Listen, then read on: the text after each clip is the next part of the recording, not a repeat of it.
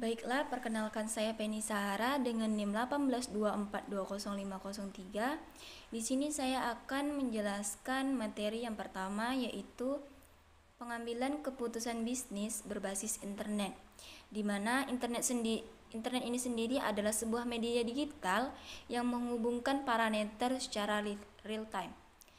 Sehingga interaktivitas ini menjadi karakteristik pembeda dari konvergensi teknologi dalam suatu layanan jaringan baik telekomunikasi maupun penyiaran.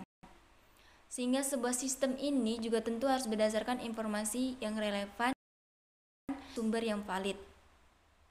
Kemudian informasi tersebut mungkin akan mengandung sebuah fakta agar proses pengambilannya berjalan dengan baik, sehingga dapat dikategorikan dalam beberapa kategori. Yang pertama yaitu identifikasi perubahan yang berlangsung pada format dan penggunaan penghubung keputusan dalam bisnis.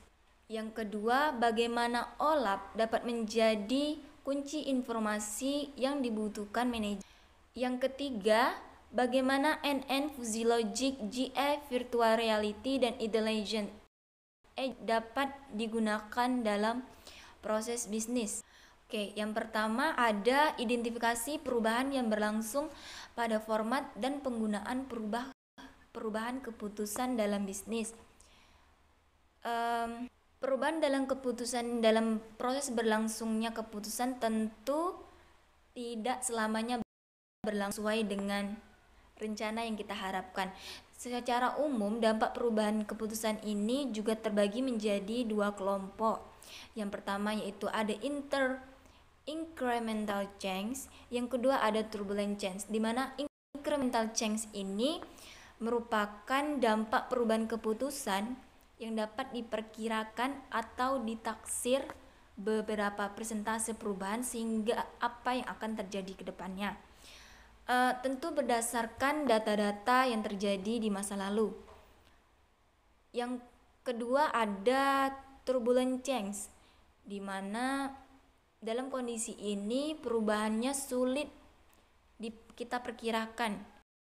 Contohnya seperti kejadian bencana alam, perubahan kondisi politik, demonstrasi buruh, dan lain sebagainya. Mungkin data-data kejadian seperti ini belum tentu memiliki kesamaan kondisi dan situasi seperti dulu. Perlu dipahami juga bahwa data keputusan yang terlalu lama sulit juga untuk dijadikan sebagai data prediksi untuk kita di masa depan, sehingga tingkat ketepatan atau akurasinya juga menjadi bagian yang diragukan hasilnya. Kategori yang kedua dari identifikasi perubahan ada bagaimana OLAP dapat menjadi kunci informasi yang dibutuhkan manajer. OLAP atau Online Analytical Processing ini juga merupakan penggunaan satu set query dan pelaporan alat yang dimana menjadikan penggunanya dengan pandangan multidimensi data mereka dan menginginkan mungkin untuk menganalisis data menggunakan teknik windowing sederhana. OLAP di sini juga merupakan istilah gambaran dari teknologi yang menggunakan tampilan multidimensi agar data untuk memberikan akses cepat ke informasi strategis untuk tujuan canggih analisis. OLAP ini juga perpaduan antara dinamis analisis dan gabungan dari data multidimensional, sehingga dalam penggunaannya menganalisis data menggunakan teknik windowing sederhana, di mana juga melibatkan beberapa operasi analitis dasar yang termasuk consolidation, drill down, slicing, dan dicing. OLAP biasanya juga digunakan untuk pengambilan suatu keputusan. Misalnya, sebagai contoh, para top level di sebuah minimarket ingin melihat data transaksi per bulan, per 6 bulan, atau bahkan per tahun. Proses ini juga mengambil keputusan barang paling laku dijual serta barang apa saja yang tidak laku di pasar, sehingga dikenal dengan istilah drill down, slicing, dan dicing. Oke, yang pertama, consolidation ini juga merupakan dan akan melibatkan agregasi data sederhana, yaitu roll up atau pengelompokan kompleksnya melibatkan data yang saling berhubungan, sehingga dalam penjualannya ini dapat digulung ke tingkat kabupaten, dan data tingkat kabupaten dapat digulung untuk memberikan perspektif tingkat regional. Drill down. Drill down ini dapat pergi juga ke arah sebaliknya dan secara otomatis menampilkan data terperinci yang terdiri dari data yang dikonsolidasikan. Proses ini bisa kita sebut dengan drill down. Contohnya, misalkan penjualan oleh produk individu ini atau agen penjualan yang bentuk suatu daerah, total penjualannya bisa diakses dengan mudah. Selanjutnya ada slicing dan dicing, di mana slicing dan dicing ini juga mengacu pada kemampuan untuk melihat database dari sudut pandang yang berbeda.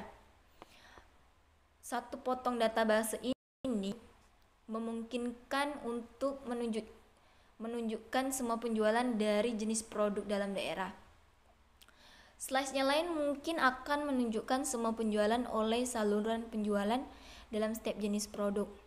Slicing dan dicing ini sering kita lakukan mungkin sepanjang sumbu waktu untuk menganalisis tren dan menemukan pola berbasis waktu dalam data. OLAP juga terbagi dalam beberapa kategori, yaitu diantaranya ada multidimensional OLAP atau MOLAP, ada relational OLAP atau ROLAP, atau disebut juga multi-relational OLAP, Management Query Environment, MQE, atau disebut juga hybrid OLAP atau HOLAP. Selanjutnya dari kategori yang ketiga, yaitu pengambilan keputusan dan manajer. Manajemen ini juga merupakan suatu proses untuk mencapai tujuan organisasi melalui pemanfaatan sumber daya yang kita miliki seperti SDM, dana, energi, material, ruang, dan waktu. Sumber daya yang dimaksud dipahami ini sebagai suatu input dan hasil yang dicapai untuk memenuhi tujuan disebut output dari proses manajemen. Kemudian manajer ini memandang proses ini sebagai upaya untuk memperoleh hasil yang optimal.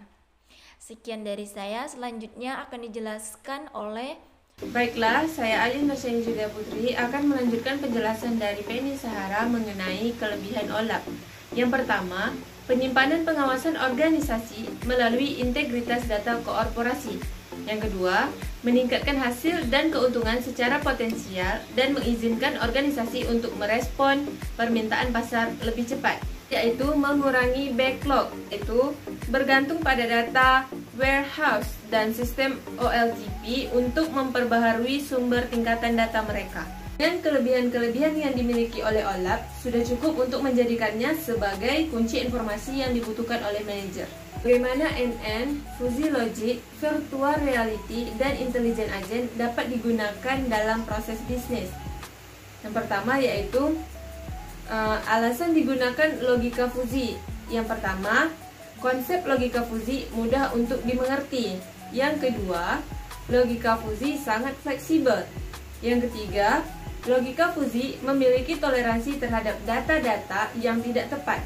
Yang keempat, logika Fuzzy mampu memodelkan fungsi-fungsi non-linear yang sangat kompleks. Yang kelima, logika Fuzzy dapat membangun dan mengaplikasikan pengalaman-pengalaman para pakar secara langsung, tanpa harus melalui proses pelatihan. Yang keenam, logika Fuzzy dapat bekerja sama dengan teknik-teknik kendali secara konvensional. Yang ketujuh, logika Fuzzy didasarkan pada bahasa alami. Yang kedua yaitu virtual reality. Secara luas, diketahui bahwa virtual reality sedang dimasukkan ke dalam banyak aplikasi baru untuk permainan dan juga hiburan. Tetapi, mungkin mengejutkan Anda untuk mengetahui bahwa virtual reality juga digunakan untuk menyediakan semua jenis solusi kreatif baru untuk bisnis. Contohnya adalah DOS Medical yang menggunakan virtual reality untuk membawa simulasi kehidupan nyata ke perpustakaan animasi media mereka. Simulasi ini bermanfaat bagi universitas yang mendidik calon dokter tentang struktur tubuh yang rumit. Yang ketiga yaitu Intelligent Agent adalah sebuah perangkat lunak yang bekerja tanpa perlu campur tangan langsung dari manusia. Intelligent Agent berfungsi untuk melaksanakan suatu tugas dan mengambil langkah atau suatu tindakan tertentu bagi pengguna individu, proses bisnis, atau aplikasi perangkat lunak lainnya.